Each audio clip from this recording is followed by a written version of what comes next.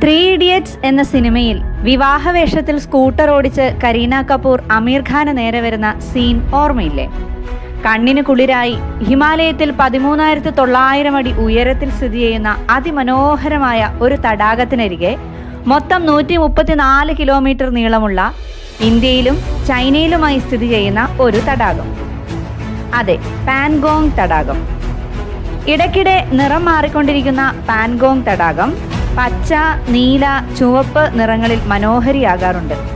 ഉപ്പുവെള്ളം നിറഞ്ഞ ലോകത്തിലെ ഏറ്റവും ഉയരം കൂടിയ തടാകങ്ങളിലൊന്നായ പാൻഗോങ്ങിൽ മീനുകൾ ഉൾപ്പെടെയുള്ള ജലജീവികളെ കാണാൻ സാധിക്കില്ല.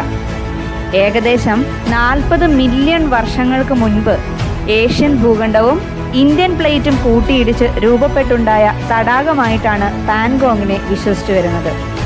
വിനോദസഞ്ചാരികളുടെ ഇഷ്ടകേന്ദ്രങ്ങളിലൊന്നായ പാൻഗോങ് അതിവേഗം വളർന്നുകൊണ്ടിരിക്കുന്ന ഒരു ടൂറിസ്റ്റ് ഡെസ്റ്റിനേഷൻ കൂടിയാണ്.